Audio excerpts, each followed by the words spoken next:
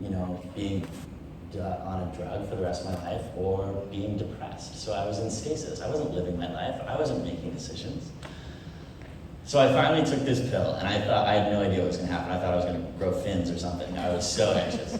And, it's so interesting. I don't know if it was a placebo effect or nothing, but it was like finally exhaling after breathing in for years at a time. It was really dumbfounding.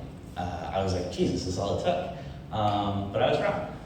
I was really wrong because I still needed talk therapy, I still needed support, I still needed nutrition, I still needed exercise, because what medication does is it gives you the tools to understand how you're dealing with your emotions. It just doesn't cure them. So it's still a lot of work. And when I talk to you today, it's not a "and now he's cured" story. It's a lived with illness. So luckily today, I'm here and I'm able to share conversations with you. But tomorrow, I don't know, or the next day. So it's one foot in front of the other kind of conversation. So I'm stoked to be here today, though.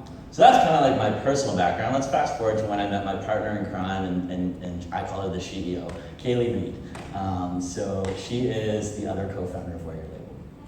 And we started this company 2 years ago. An idea to put mental health labels on t-shirts, like schizophrenia or anxiety, on t-shirts, sell it to raise a lot of awareness and a little bit of money for organizations. I thought I was gonna do this once, make like 50 t-shirts and then change mental health and eradicate stigma around the world. I was so wrong. And the people that told me that were people like you, leaders in their community, people who wear their label regardless of clothing. They said, I don't need a t-shirt that reminds me that I'm depressed. I know more than anyone else I'm depressed. I need something that reminds me that I'm so much more than the label society gives me. So we went back to the drawing board and we said, okay, what can we do? So we came up with this new model of doing business. We consider ourselves a social mission impact company. And that's just a bunch of fancy words to say that we're trying to create conversations and visibility around mental illness. And like Sarah said, if I walked in here and I had a broken arm or I was in one of your chairs, you would know that I had an accessibility issue. But unfortunately, just talking to me, you wouldn't understand that I go through bipolar 2 or anxiety, manic depression, or ADHD. So what we try and do is be that cast or that symbol for mental illness through fashion. And it's been going quite well. So our garments are manufactured by people who have lived experience with mental illness here in North America. The tags on our clothes are not just written to tell you how to wash and take care of the garment. They're written by professional psychologists on how to take care of yourself. And it's been this amazing experience, from 2 kids who screen printed shirts in Fredericton, New Brunswick, to showing at New York Fashion Week, to being featured on the Today Show and BuzzFeed and a handful of other international news outlines. That's amazing. We've been really able to accomplish a lot.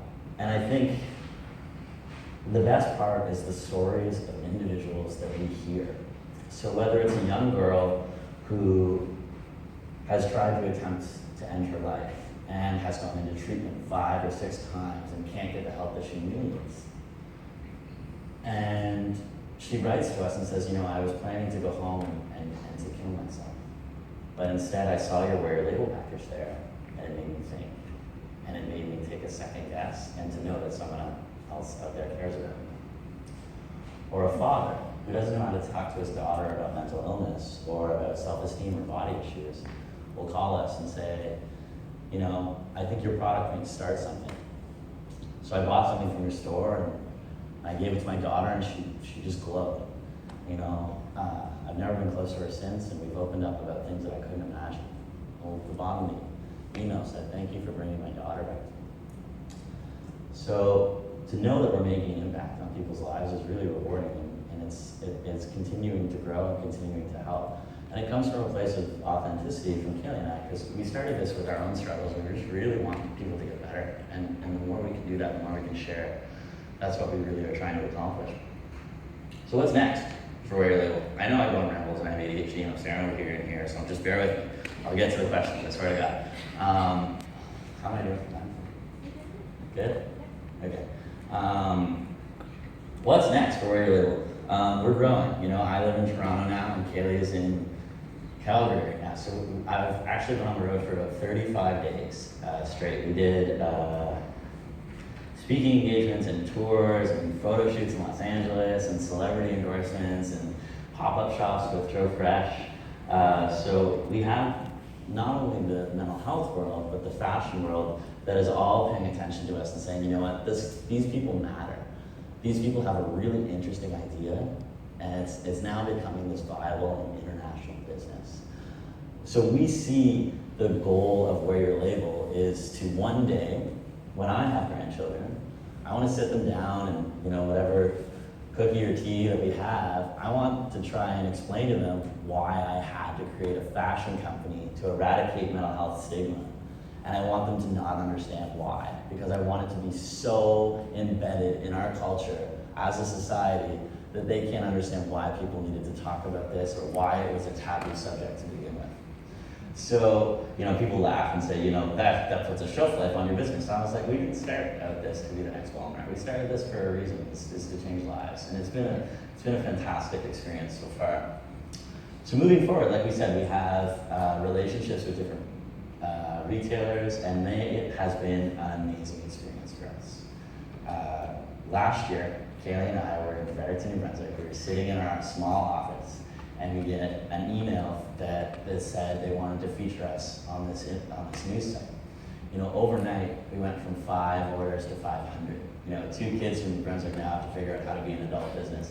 And then this year, we were a little bit more planned, a little bit.